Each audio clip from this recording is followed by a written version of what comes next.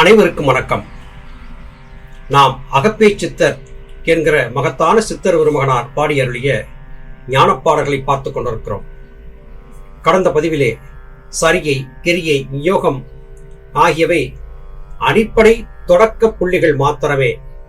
ஞானம்தான் முழுமையானது. அந்த ஞானத்தை சரியாக தெரிந்து கொள்வதற்கு தேகத்தை பற்றியும் ஜீவனை பற்றியும் அறிந்திருக்க வேண்டும் என்று சொன்ன கருத்துக்களை பார்த்தோம். ஒவ்வொரு நிலைப்பாட்டுக்கும் ஏற்றபடியாக யோகி ஒவ்வொரு உலகங்களை அடைகிறான். இறைவன் என்றதெல்லாம் அகப்பே எந்த விதமாகும்? அறைய நீ கேளாய் அகப்பே ஆனந்தம் ஆனதறி. இறைவன் என்றால் யார்? அவர் எங்கே இருக்கிறார்? அவர் நமக்கு ஞானத்தை கொடுப்பார் என்றால் எப்போது கொடுப்பார்? இதை பற்றி மனமே உனக்கு சொல்லுகிறேன் கேள் என்று அகப்பே சித்தர் பாடுகிறார். இறைவனை நீ புறத்திலே தேடிக்கொண்டிருந்தால் தோற்று போவாய். அகத்துள்ளே ஈசனை தேடி கண்டறிய வேண்டும். அகத்துள் ஈசனை கண்டறிந்தவர் அனைவருமே அகத்து ஈசர்களாக மாறுவார்கள். தலைக்குள்ளே தங்கியிருந்து நம்மை இடைவிடாது காப்பாற்றிக் கொண்டிருக்கும் ஜீவன்தான் நம் இறைவன். இறைவன் எங்கோ ஓரிடத்திலே இருந்து எல்லா உயிர்களையும் இயக்கிக் கொண்டிருக்கவில்லை. ஒவ்வொரு உயிருக்குள்ளும் அந்தர்யாமியாய் நின்று இயக்கிக் கொண்டிருக்கிறார். இந்த உண்மையின் தத்துவத்தை புரிந்து கொண்டு விட்டால் தேகத்தை பற்றியதான முழு புரிதல் அடைந்தவர்கள் ஆவோம். ஞானம் என்பது வரும் வரையிலும் நிறைய தொல்லைகள் வரத்தான் செய்யும். ஒரு சிறிய உதாரணத்தின் மூலமாக இதை விளக்கலாம். பசுவின் காம்பிலே இருந்து பாலை கறந்து வைக்கிறோம். அந்த பாலை அப்படியே ஒரு அகலிலே ஊற்றி திரியை போட்டு தீ வைத்தால் அது எரியாது.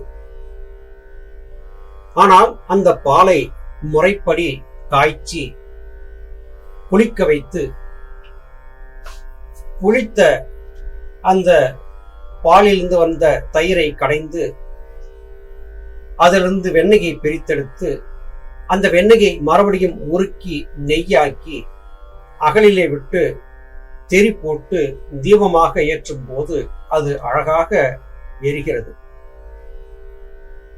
எந்த ஒன்றையும் மேலோட்டமாக பார்த்தால் அதிலே ஆற்றல் வெளிப்படாது. ஆயுர்வேத மருத்துவம் ஒன்றை சொல்லுகிறது. மர்தனம் குணவர்த்தனம். கடையப்படும் பொருட்கள் வீரியம் பெறுகின்றன. இதை நம்முடைய முன்னோர்கள் நன்கு அறிந்திருந்தார்கள். கல்வம் என்று அழைக்கப்பட்ட குழியம்மியிலே மூலிகைகளையும் தேவையான உலோகங்கள், உப்புக்கள், உபரசங்கள், பாடானங்கள் ஆகியவற்றை எல்லாம் வைத்து பல மணி நேரம் அரைத்தார்கள். அப்படி தொடர்ச்சியாக அரைக்கும் போது அவற்றுக்குள்ளே மறைந்திருந்த ஆற்றல்கள் வெளிப்பட்டன. நுண்ணிய துகள்களாக சரக்குகள் மாறின. நுண்ணியதாக மாற மாற ஆற்றல் என்பது அங்கே பிறக்கிறது. எப்படி பால் என்பது நெய்யாக மாறிய போது ஆற்றலாக பரிணமித்ததோ அதுபோல எல்லாவற்றிலும் உள்ளிலே மறைந்திருக்கும் ஆற்றலை வெளியே கொண்டு வர அரைக்க வேண்டும் அல்லது கடைய வேண்டும். அதுபோல நம்முடைய சிரத்திற்குள்ளே இருக்கக்கூடிய ஜீவனின் ஆற்றலை வெளியே கொண்டு வர வேண்டும் என்றால் சந்திரகலை, சூரியகலை என்று அழைக்கப்பட்ட இந்த இரண்டையும் கொண்டு மனதை கடைய வேண்டும். அப்படி கடையும் போது ஞானம் வெளிப்படும். இது பார்க்கடலிலே இருந்து அமுதத்தை கடைந்ததாக கதையாக உமையாக சொல்லப்பட்டிருக்கிறது. கண்டு கொண்டேனே அகப்பே காதல் விண்டேனே, உண்டு கொண்டேனே அகப்பே உள்ளது சொன்னாயே. தன் மனதோடு பேசி உண்மை விளக்கங்களை அகப்பே சித்தர் சொல்லியான பிறகு மனம் அவற்றை உள்வாங்கிக் கொண்டு புரிந்து கொண்டு தத்துவத்தை தெரிந்து கொண்டு விட்டதாக அகப்பே சித்தர் குறிப்பிடுகிறார். இடைவிடாது மனதோடு பேசி ஞானத்தை தான் கண்டுகொண்டு விட்டதாக குறிப்பிடுகிறார். மற்றவர் சொல்லி கேட்கவில்லை, தனக்குத்தானே தனக்குள்ளே வினாக்களை எழுப்பி தனக்குள்ளே விடைகளையும் சித்தர்கள் கண்டறிந்தார்கள். அதன் காரணமாகவே எவராலும் எட்டி பிடிக்க முடியாத உச்சத்தை தொட்டார்கள்.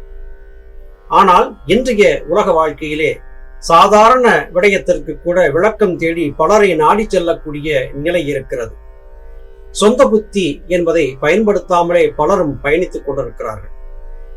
நமக்கு தேவையான ஞானத்தை பெரிதொருவரிடத்திலே சென்று கேட்காமல் நமக்குள் நாமே தேடி கண்டறிய வேண்டும். பாலுக்குள்ளே நெய்யை கண்டறிந்ததைப் போல தேகத்திற்குள்ளே தெய்வ தத்துவத்தை கண்டறிய வேண்டும். அதைத்தான் தனக்குள்ளே விசாரித்து பார்த்து அறிந்து கொண்டு விட்டதாக அகப்பை சித்தர் இங்கே குறிப்பிடுகிறார். உள்ளது சொன்னாலும் அகப்பை உன்னாலே காண்பாயே, கள்ளமும் தீராதே அகப்பை கண்டார்க்கு காமமடி. காமம் என்று எதை சொல்லுகிறோம்?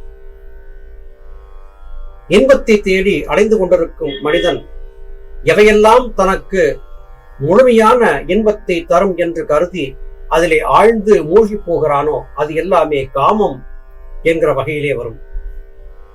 காமம் என்பது உயர்ந்த இச்சை, மிகப்பெரிய இச்சை என்று பொருள்படும்.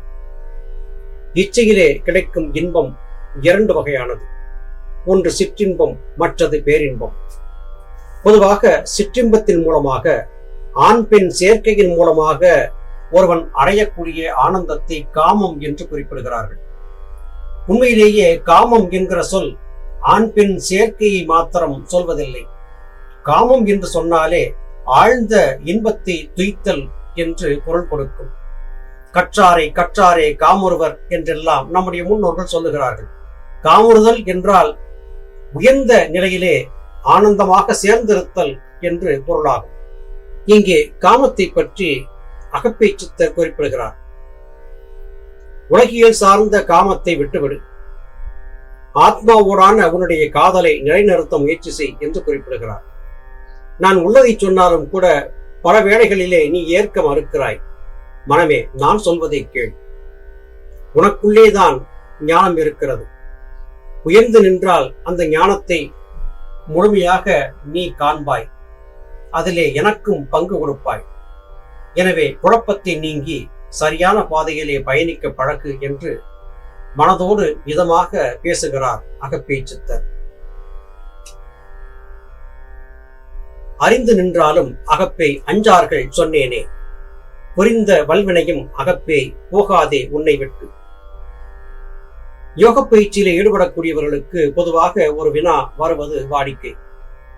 நான் எத்தனையோ காலமாக யோகம் பயின்று கொண்டிருக்கிறேன், எப்போதுதான் எனக்கு ஞானம் கிடைக்கும், எப்போதுதான் சுழுமுனை கதவு திறக்கும், எப்போதுதான் எனக்கு மோட்சம் கிடைக்கும் என்று தேடி அழுத்து சலித்து போய் அங்கலாய்த்து புலம்புவதை பார்த்திருக்கிறோம். இதில் யாரும் விதிவிலக்கல்ல. இது காலதாமதமாவதற்கு யாது காரணம் என்றால் சித்தர்கள் கொடுக்கும் விளக்கம் கர்ம வினைகள் என்று. முந்தைய பிறவியிலே செய்திருந்த கர்ம வினைகள் வலியவை.